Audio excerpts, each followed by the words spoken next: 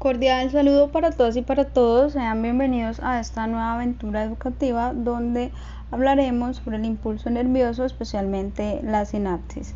El grupo está conformado por Andrea Ríos Berrío, David Fernando Moreno y Piedad Trujillo García, estudiantes de la Corporación Universitaria Iberoamericana de la especialización de Neuropsicología de la Educación. El sistema nervioso es uno de los elementos más importantes para nuestra existencia y supervivencia, ya que permite la gestión, organización y funcionamiento del resto de sistemas corporales. Este sistema funciona a través del envío de impulsos electroquímicos con diferentes informaciones y órdenes para las diferentes estructuras que forman parte de nuestro organismo. Antiguamente se creía que el sistema nervioso era una red continua y sin separación entre elementos, hasta que Ramón y Cajal, por medio de tinturas como la de Golgi, permitió identificar que en realidad estaba formado por un conjunto de células separadas entre sí, las neuronas. Estas se encuentran separadas por pequeños espacios, pero no dejan de comunicarse entre sí. La conexión existente entre ellos es lo que se conoce como sinapsis. De acuerdo a lo escrito entonces por Ramón y Cajal y bautizado por Sherrington, hace referencia la sinapsis a la existencia de una conexión entre dos neuronas caracterizada por la presencia de un pequeño espacio que sirve de vía para la transmisión de la información, es decir, la existencia de la sinapsis nos muestra que las neuronas no forman un tejido celular compacto, sino que se interconectan entre sí de manera compleja y manteniendo una cierta independencia las unas de las otras. La función principal de esta conexión es la que permite la transmisión de la información entre las diferentes neuronas. Se trata de un elemento fundamental en el funcionamiento del organismo y posibilita la realización y coordinación de todos los procesos que permiten realizar las diferentes funciones vitales, así como las capacidades físicas y mentales, tanto básicas como superiores. Esta conexión es también de gran utilidad, no solo para transmitir información, sino también para regularla. La presencia del espacio sináptico hace que la neurona presináptica pueda recaptar los neurotransmisores si se han liberado en cantidades excesivas. Asimismo, es de gran utilidad en el sentido que permite que los residuos generados por el funcionamiento neuronal sean eliminados por cada célula, impidiendo su desgaste por la concentración de dichos residuos. Además, hay que tener en cuenta que a lo largo del ciclo de vida de una neurona, esta va cambiando en cuanto al número y el modo en el que establece las conexiones con otras células nerviosas. De ello depende la capacidad para aprender y adaptarnos a las situaciones a las que nos exponemos en nuestro diario vivir. La sinapsis es la interacción entonces entre dos neuronas o entre una neurona y una célula efectora con la finalidad de dar continuidad a lo que será el impulso nervioso y así transmitir la información. La sinapsis se puede dar a su vez en tres sitios principales. Una de ellas es entre una neurona y otra. También se puede dar entre una neurona y una célula glándula. Un ejemplo de ello es los nervios que llegan a las glándulas tiroides. También podemos encontrar que la sinapsis se puede dar entre una neurona y una fibra, pero esta vez nos centraremos en la sinapsis que se da entre una neurona y otra.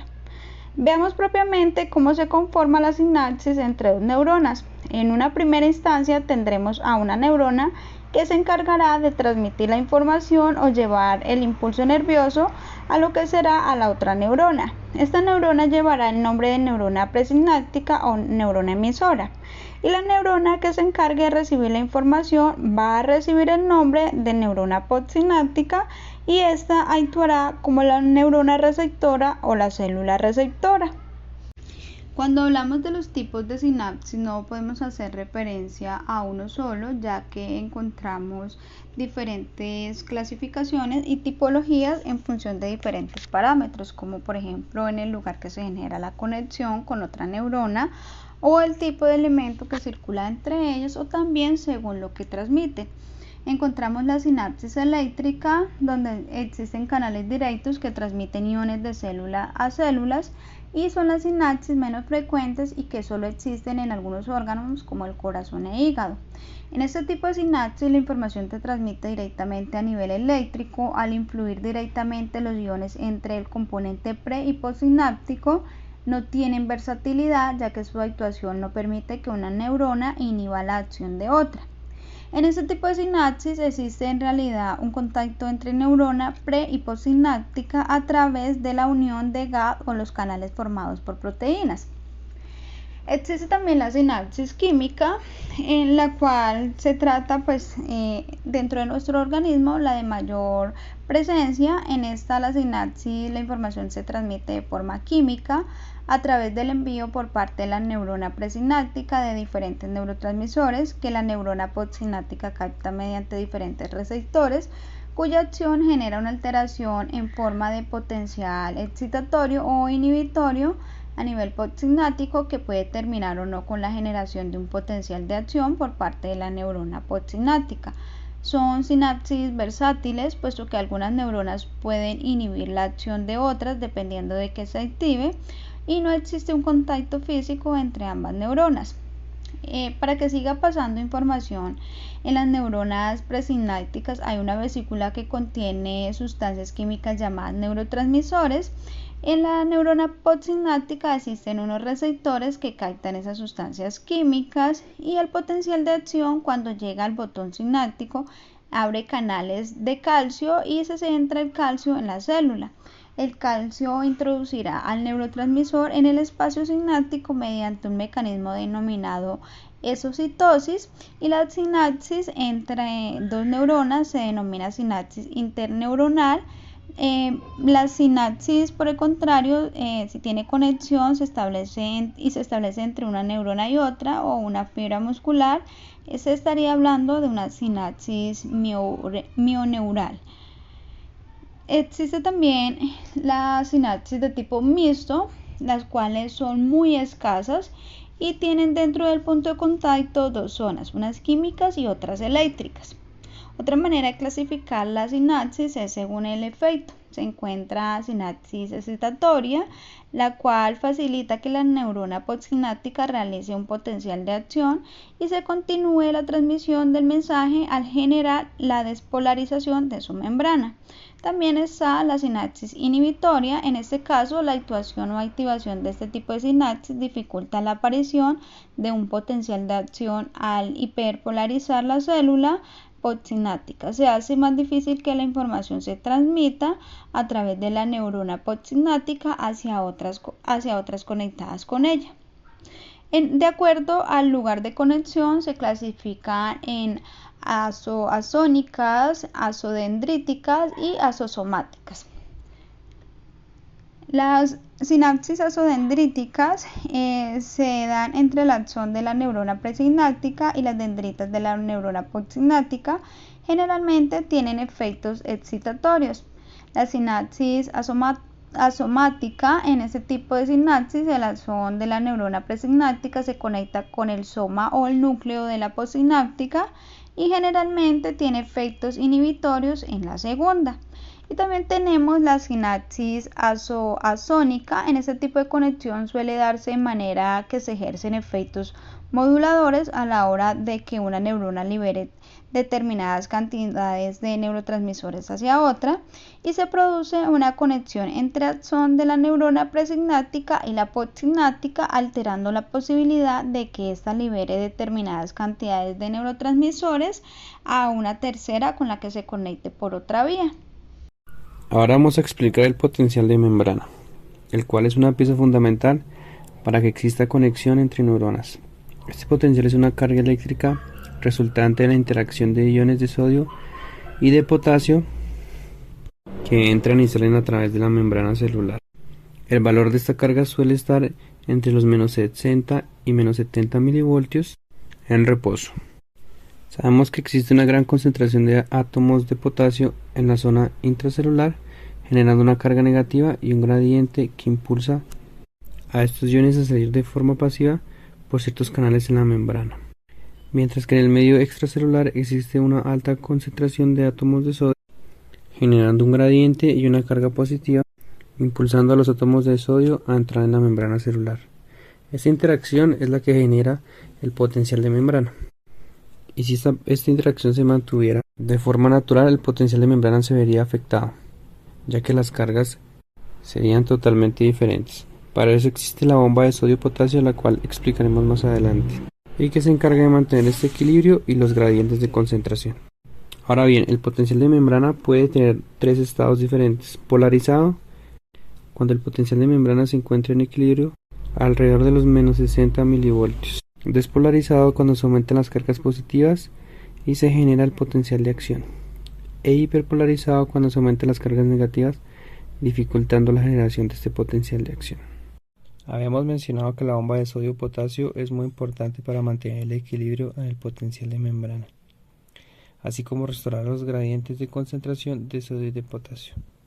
El mecanismo de esta bomba es el intercambio mediante ATP de 3 iones de sodio que están en el medio intracelular por 2 iones de potasio que están en el medio extracelular. Es decir, que esta bomba expulsa sodio e introduce potasio a la neurona. Esto trae consigo dos consecuencias principales. La primera, como ya lo habíamos mencionado, restaurar los gradientes de concentración, y la segunda es generar una electronegatividad en el potencial de membrana, manteniendo el equilibrio y el estado de reposo. Ahora vamos a ver el potencial de acción. Como habíamos mencionado, el potencial de membrana es clave para la transmisión del impulso eléctrico. Cuando este potencial se encuentra en un estado de despolarización, se genera el potencial de acción siempre y cuando se alcance el umbral, el cual está en torno a los 15 milivoltios y se transmite a lo largo de todo el axón. Lo que sucede es que mediante la despolarización se genera una apertura de canales de sodio especiales, aumentando la entrada de sodio en la neurona, lo que aumenta de manera significativa su carga positiva. Esta carga no es variable, sino que siempre tiende a estar en los 35 milivoltios positivos. Una vez se llega a este umbral, sucede el proceso de repolarización, en el que el potencial de membrana vuelve a estar en su estado de reposo hasta que se presente de nuevo un potencial de acción. Cuando sucede la repolarización, se presenta un fenómeno llamado refractariedad, el cual puede ser absoluta y relativa. La refractariedad absoluta hace referencia a un estado en el que, por muy fuerte que sea el impulso, no se volverá a regenerar un potencial de acción, mientras que la refractariedad relativa permite generar un nuevo potencial de acción en función del tiempo y la magnitud del impulso.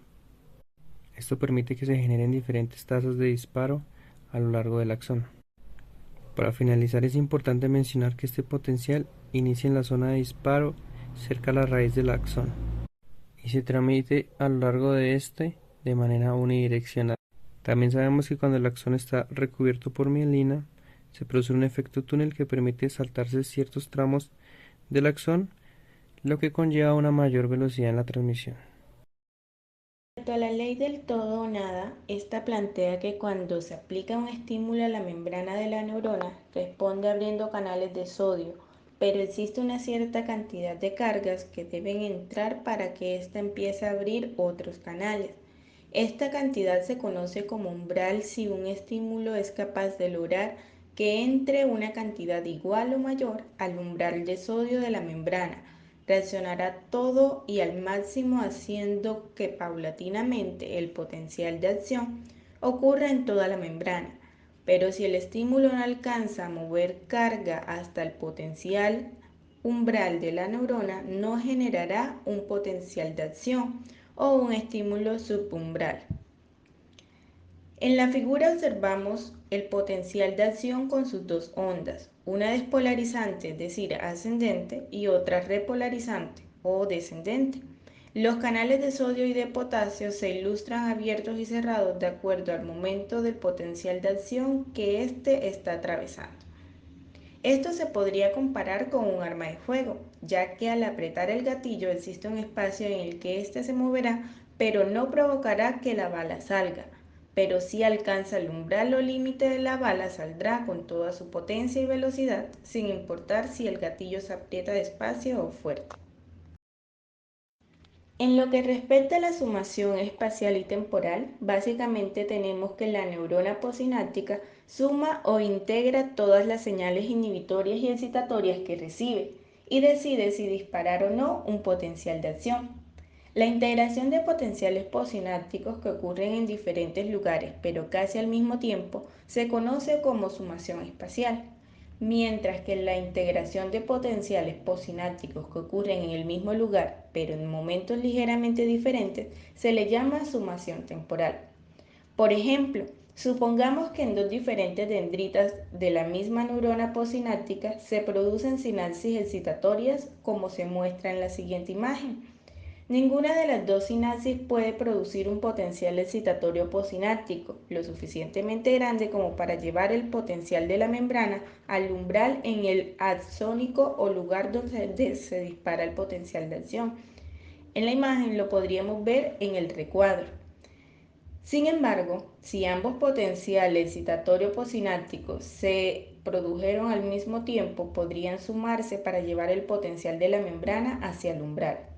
Por otro lado, si ocurrió un potencial inhibitorio posináptico junto con dos potenciales excitatorios posinápticos, el primero podría impedir que el potencial de la membrana alcanzara el umbral y evitaría que la neurona disparara un potencial de acción. Estos dos son ejemplos de sumación espacial. Un punto clave es que los potenciales posinápticos no son instantáneos, por el contrario, duran un poco más de tiempo antes de dispararse. Si la neurona presináptica se dispara rápidamente dos veces seguidas y causa un potencial excitatorio posináptico, el segundo potencial excitatorio posináptico se puede llegar antes que el primero se dispare, lo que lleva al potencial hacia un umbral de la membrana. Este sería un ejemplo de sumación temporal. A continuación dejamos las referencias bibliográficas de la temática que hemos tratado, esperando que sea de su agrado. Muchas gracias.